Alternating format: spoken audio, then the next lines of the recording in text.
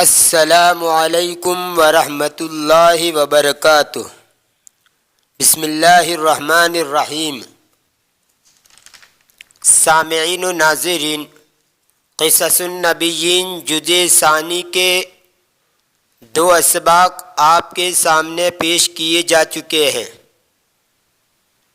آج کا ہمارا یہ ویڈیو اسی کتاب کے ترجمے کا سبق نمبر 3 ہے۔ تو آئیے ترجمہ شروع کرتے ہیں۔ بسم اللہ الرحمن الرحیم۔ نوح الرسول، پیغمبر نوح۔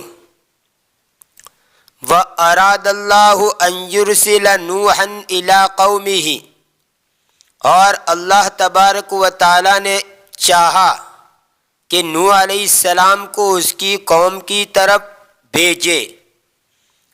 کان فی القوم اغنیاء ورؤساء ولکن اللہ اختار نوحا لرسالتہ ولم یختر احدا منہم۔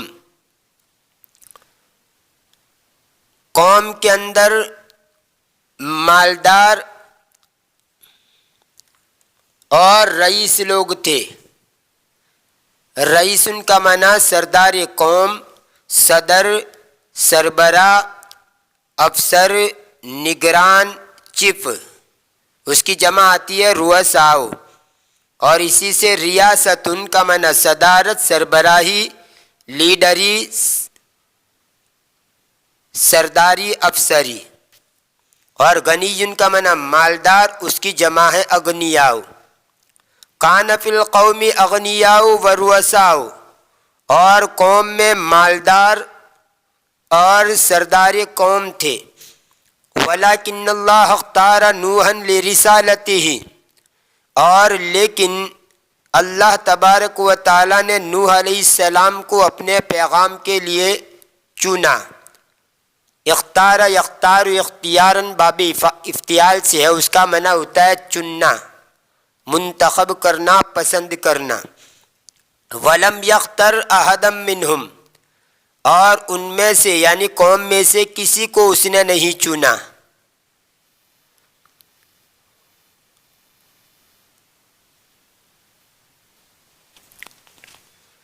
یہ تو اللہ ہی جانتا ہے کہ کون شخص اس کا اہل ہے کہ منصب پیغامبری پر سرفراز کیا جائے اور اس عظیم الشان امانت الہیہ کا حامل بن سکے۔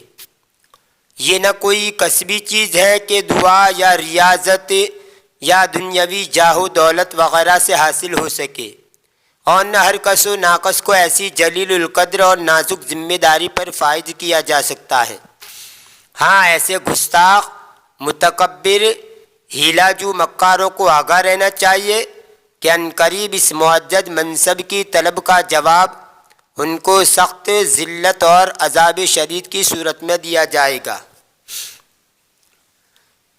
یعنی اللہ تبارک و تعالی نبوت کے لیے جس کو چاہتا ہے چن لیتا ہے۔ یہ کوئی مجاہدہ کے ذریعے آدمی ولی بننا چاہے تو ولی بننے کے لیے تو مجاہدہ کرتا ہے، کوشش کرتا ہے، نیک اعمال کرتا ہے، گناہوں سے بچتا ہے تو وہ آدمی ولی ہوتا ہے۔ لیکن نبوت یہ کوئی کسبی چیز نہیں ہے کہ جس کسبی کا مطلب یہ ہوتا ہے کہ آدمی محنت اور مجاہدہ کے ذریعے اس کو حاصل کرے، بلکہ یہ وہبی ہوتا ہے، یعنی اللہ تبارک و تعالیٰ کی طرف سے دیا جاتا ہے جس کو اللہ چاہے۔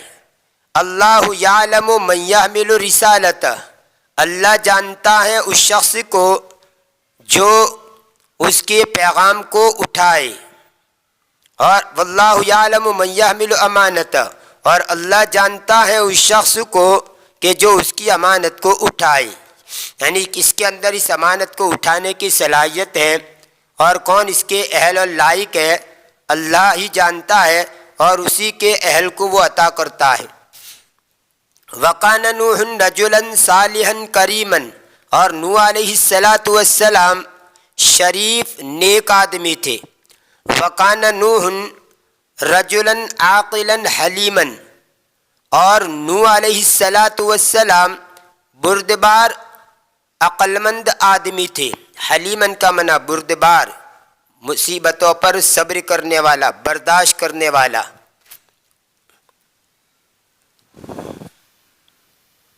وَقَانَ نُوحٌ نَاصِحًا شَفِيقًا، اور نوح علیہ السلام مہربان خیر خواہ تھے۔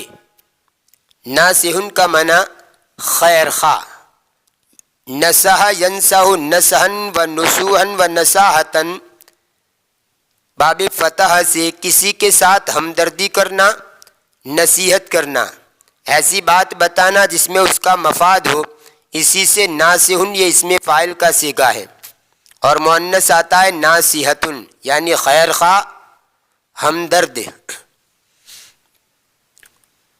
وَقَانَ نُوحٌ صَادِقًا أَمِينًا، اور نوح علیہ السلام امانت دار سچے تھے۔ اختار اللہ نوحا لرسالته وأوحى إليه أن أنذر قومك من قبل أن يأتيهم عذاب أليم۔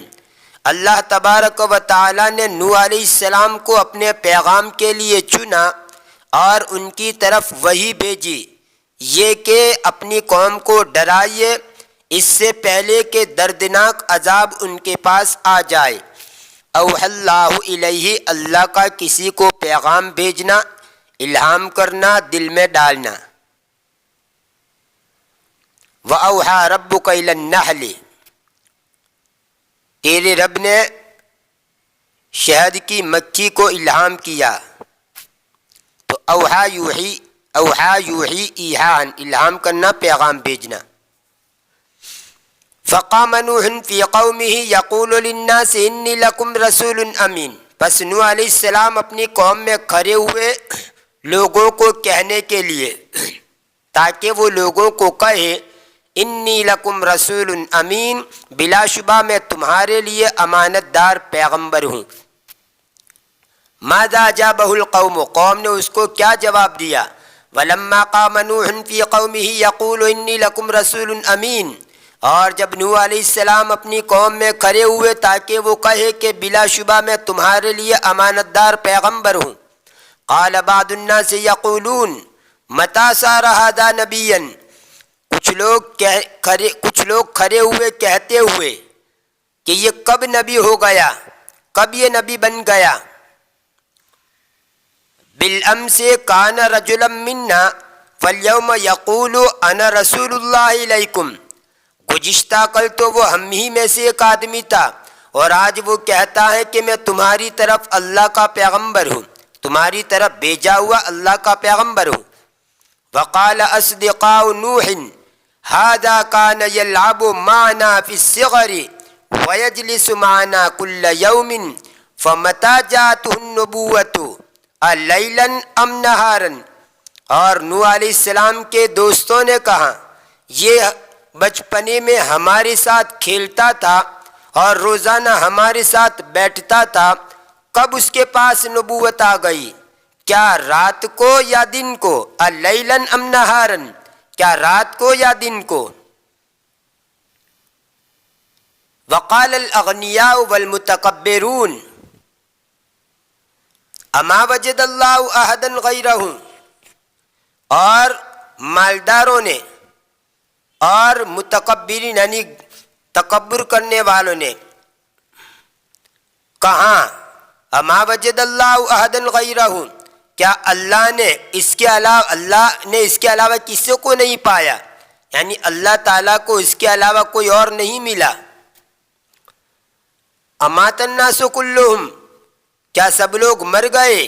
اما وجد فی القوم الا فقیرا، کیا اس نے قوم میں نہیں پایا مگر ایک غریب، یعنی کیا قوم میں ایک غریب قسم کا ہی آدمی اللہ کو ملا۔ وقال الجہال، اور جاہلوں نے کہا ما ھذا الا بشر مثلکم، یہ نہیں ہے مگر تمہارے جیسا انسان۔ یعنی رسول کو تمام قوم کے مقابلے میں کوئی نمایاں امتیاز ہونا چاہیے، لیکن ہم دیکھتے ہیں کہ تم ہماری طرح جنس بشر سے ہو، آسمان کے فرشتے نہیں ہو جس کے سامنے خواہ انسانوں کی گردنیں جھک جائے۔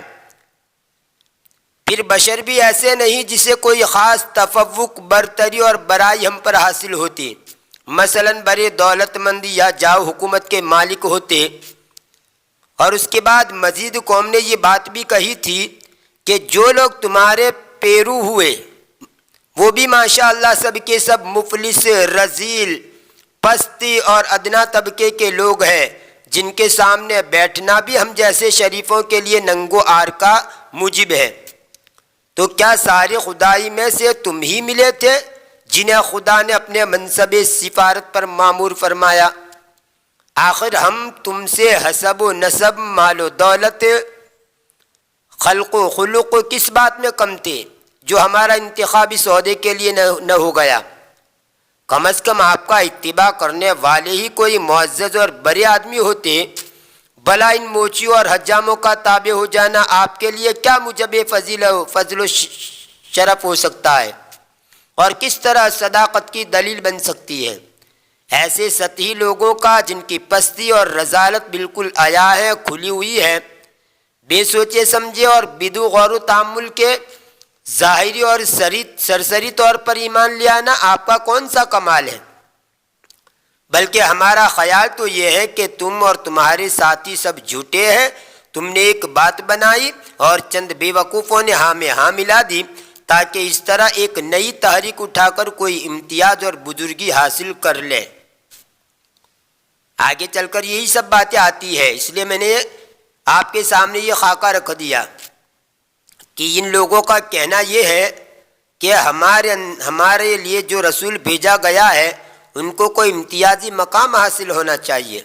وقال الجہال، قرآن کریم کے اندر اسی کو اس طرح بیان کیا، فقال الملأ الذین کفروا من قومه ما نراک الا بشرا مثلنا وما نراک اتبعک الا الذین هم اراذلنا۔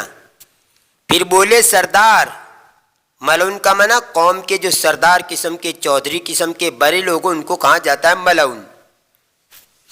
پھر بولے سردار جو کافر تھے اس کی قوم میں سے، ہم کو تو نظر نہیں آتا مگر ایک آدمی ہم ہی جیسا، اور دیکھتے نہیں کوئی تابع ہو تیرا مگر جو ہم میں نیچ ہے، یعنی تیرے تابع جو لوگ ہیں وہ ایسے لوگ ہیں جو ہم میں نیچ ہیں، کم درجے کے لوگ ہیں، انہی لوگوں نے تیری اتباع کی ہے۔ وقال الجہال، اور جاہلوں نے کہا ما ھذا الا بشر مثلکم، یہ نہیں ہے مگر تمہارے جیسا انسان۔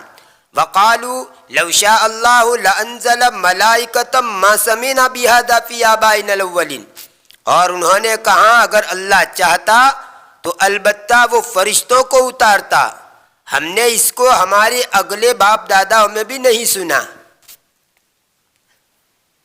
یعنی اگر اللہ تبارک و تعالیٰ کو اس منصب کے لیے بھیجنا ہی تھا تو اللہ فرشتوں کو بھیج دیتا، یہ انسان کو بھیج دینا اور ان کو منصب عطا کر دینا، اور وہ بھی فقیر قسم کا جن کے پاس نہ کوئی عہدہ ہے نہ مال و دولت ہے، ایسے کو بھیجنا، یہ ہمارے اگلے باپ داداؤں میں ہم نے اس کو نہیں سنا۔ وقال بعض الناس ان نوحا يريد ان ينال الرياسة والشرف بهذا الطريق، اور کچھ لوگوں نے کہا کہ بلا شبہ نوح علیہ السلام چاہتے ہیں کہ سرداری اور بزرگی کو اس طریقے سے پالے، یعنی گویا یہ تحریک لے کر جو اٹھے ہیں ان سے ان کا مقصد یہی ہے کہ سرداری حاصل کر لے اور بزرگی حاصل کر لے۔ ہمارے نبی صلی اللہ علیہ وسلم کے سامنے بھی یہی بات کہی گئی تھی کہ وہ اس کام سے لے کر سرداری چاہتے ہیں، بادشاہ بننا چاہتے ہیں۔ میں کوئی تفصیل کے اندر جانا نہیں چاہتا۔ قریش کے جو بڑے بڑے سردار تھے انہوں نے پیشکش کی تھی اللہ کے رسول کے سامنے حضرت ابو طالب کے واسطے سے کہ اگر تمہارا بھتیجا اس کام کے ذریعے مال و دولت بٹورنا چاہتا ہے تو ہم اس کے لیے تیار ہیں، خوبصورت حسین و جمیل عورت سے نکاح کرنا چاہتا ہے تو اس کے لیے بھی ہم تیار ہیں، ہماری بادشاہ بننا چاہتے ہیں ہم اس کے لیے بھی تیار ہیں، اور اگر انہیں کوئی بیماری لاحق ہو گئی ہے، کچھ دماغ کے اندر فتور آ گیا ہے تو ہم اس کا علاج بھی کرانے کے لیے تیار ہیں۔ یہ بہت ساری باتیں کافروں نے کہی تھی، اور یہ کہا تھا کہ اگر اس طریقے سے اس راستے سے ان کا مقصد یہ ہے تو ہم یہ سب ان کے سامنے پیشکش رکھتے ہیں، لیکن ہمارے معبودوں کو برا بھلا کہنا چھوڑ دے اور اس دعوت کو ترک کر دے۔ خیر، تو یہاں پر نوح علیہ السلام کے لیے بھی یہی بات کہی گئی۔ وقال بعض الناس ان نوحا يريد ان ينال الرياسة والشرف بهذا الطريق، اور کچھ لوگوں نے کہا کہ بلا شبہ نوح علیہ السلام چاہتے ہیں کہ اس طریقے سے سرداری اور بزرگی حاصل کر لے۔ بین نوح و قومہ، نوح علیہ السلام اور اس کی قوم کے درمیان۔ کان الناس يرون ان عبادت الاصنام هو الحق وان عبادت الاصنام هو العقل، لوگ سمجھتے تھے کہ بتوں کی عبادت وہی حق ہے اور بتوں کی عبادت وہی سمجھداری ہے۔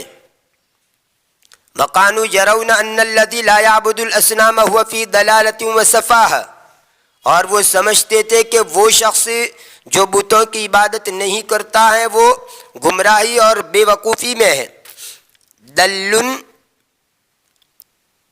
دلال اور دلالتن، ان دونوں کا معنی ہوتا ہے گمراہی، بے راہ روی، رائے حق سے انحراف۔ دل یدل دلن و دلالن و دلالتن، باب درب سے راستہ بھٹک جانا، راستہ بھول جانا، گمراہ ہو جانا۔ اور سفہن اور سفاہتن، اس کا معنی ہوتا ہے بے وقوفی، نادانی، کم عقلی۔ سفاہتن سبیانیتن، بچوں کی سی احمقانہ باتیں۔ یہ بنا ہوا ہے سفیہ یسفہ سفہن و صفاہن و صفاہتن، سمیہ سے بھی آتا ہے اور کرم سے بھی آتا ہے۔ صفوہ یسفہ اور صفیہ یسفہ، نادان ہونا، کمقل ہونا، بے وقوف ہونا۔ وَقَانُوا يَقُولُونَ قَدْ كَانَ آبَاؤُنَا يَعْبُدُونَ الْأَصْنَامَ فَلِمَاذَا لَا يَعْبُدُوهَا هَذَا، اور وہ کہتے تھے کہ تحقیق کہ ہمارے آباء و اجداد بتوں کی عبادت کرتے تھے، بس کیوں یہ اس کی عبادت نہیں کرتا ہے؟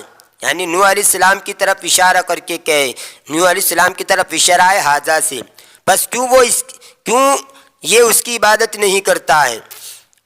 اور ہا کی ضمیر لوٹے گی اصنام کی طرف، جمع غیر ذوی العقول ہے، اس لیے واحد مؤنث کی ضمیر آئی۔ وَقَانَ نُوحٌ يَرَىٰ أَنَّ عِبَادَةَ الْأَصْنَامِ ضَلَالَةٌ وَأَنَّ عِبَادَةَ الْأَصْنَامِ صَفَاهَةٌ، اور نوح علیہ السلام سمجھتے تھے کہ بتوں کی عبادت گمراہی ہے اور بتوں کی عبادت بے وقوفی ہے، نادانی ہے۔ وَقَانَ نُوحٌ يَرَىٰ أَنَّ الْآبَاءَ كَانُوا فِي ضَلَالَةٍ وَصَفَاهَةٍ وَأَنَّ آدَمَ وَهُوَ أَبُو الْآبَاءِ مَا كَانَ يَعْبُدُ الْأَصْنَامَ بَلْ كَانَ يَعْبُدُ اللَّهَ، اور نوح علیہ السلام سمجھتے تھے کہ آبا و اجداد گمراہی اور نادانی میں تھے، بے وقوفی میں تھے، اور آدم علیہ السلام اور وہ سب کے وہ باپوں کے باپ ہے، یعنی سب کے باپ ہے، وہ بتوں کی عبادت نہیں کرتے تھے بلکہ اللہ کی عبادت کرتے تھے۔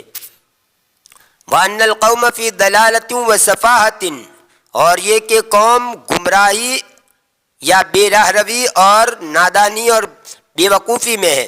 اذ یعبدون الحجارۃ ولا یعبدون اللہ الذی خلقہم، اس لیے کہ وہ پتھروں کی عبادت کرتے ہیں اور اس اللہ کی عبادت نہیں کرتے جس نے ان کو پیدا کیا۔ قام نوح فی القوم یقول بأعلی صوتہ، نوح علیہ السلام قوم میں کھڑے ہوئے تاکہ کہے اپنی بلند آواز سے، یا قوم اعبدوا اللہ ما لکم من الہ غیرہ انی اخاف علیکم عذاب یوم عظیم، تم اللہ کی عبادت کرو، تمہارے لیے اس کے علاوہ کوئی معبود نہیں ہے، بلا شبہ میں ڈرتا ہوں تم پر ایک بڑے دن کے عذاب سے۔ قال الملأ من قومہ انا لنراک فی ضلال مبین، اس کی قوم کے سردار لوگوں نے، یعنی جماعت، ملعون جو بڑی بڑی قسم کے سردار ہو ان کی جماعت کو کہا جاتا ہے ملعون۔ تو ملعون قوم کے سرداروں اور برادریوں کے چودھریوں کے لیے بولا جاتا ہے۔ تو اس کی قوم کے سردار لوگوں نے کہا انا لنراک فی ضلال مبین، بلا شبہ ہم آپ کو کھلی ہوئی گمراہی میں سمجھتے ہیں۔ قال یا قوم لیس بی ضلالۃ ولکنی رسول من رب العالمین، نوح علیہ السلام نے کہا اے میری قوم، یہ اصل میں یا قومی تھا، یا کو گرا دیا گیا اور یا قومی، کیونکہ حرف ندا کے بعد جو وہ لفظ ہوتا ہے اگر مرکب اضافی نہ ہو تو مرفوع ہوتا ہے۔ اس لیے میں یہ وضاحت کر رہا ہوں کہ یا کے بعد یہ قوم آیا تو مرفوع ہونا چاہیے یا قوم ہو. اسی کا یہ جواب ہے کہ یہاں پر اصل میں یہ یا قومی تھا، یعنی یا لگا ہوا تھا اور یا کو یہاں پر سے نکال دیا، شارٹ میں کر دیا یا قومی. قال یا قوم لیس بی ضلالۃ ولکنی رسول من رب العالمین. نوح علیہ السلام نے کہا ہے میری قوم میرے ساتھ گمراہی نہیں ہے، یعنی میں گمراہی میں مبتلا نہیں ہوں، اور لیکن میں رب العالمین کی طرف سے پیغمبر ہوں، سارے جہانوں کے پروردگار کی طرف سے پیغمبر ہوں. ابلغکم رسالات ربی وانصح لکم واعلم من اللہ ما لا تعلمون. اور میں تم کو نصیحت کرتا اور میں تم کو میرے رب کے پیغامات پہنچاتا ہوں، اور میں تم کو نصیحت کرتا ہوں، میں تمہارے لیے خیر خواہی کرتا ہوں، اور میں جانتا ہوں اللہ کی طرف سے وہ بات جو تم نہیں جانتے. یہ تھا قصص النبیین جزء ثانی کے ترجمے کا سبق نمبر 3. انشاءاللہ آنے والی ویڈیو میں اس کتاب کے ترجمے کا سبق نمبر 4 آپ کے سامنے پیش کیا جائے گا. تب تک کے لیے انتظار کیجیے. دعا میں یاد رکھیے. فی امان اللہ، الی اللقاء.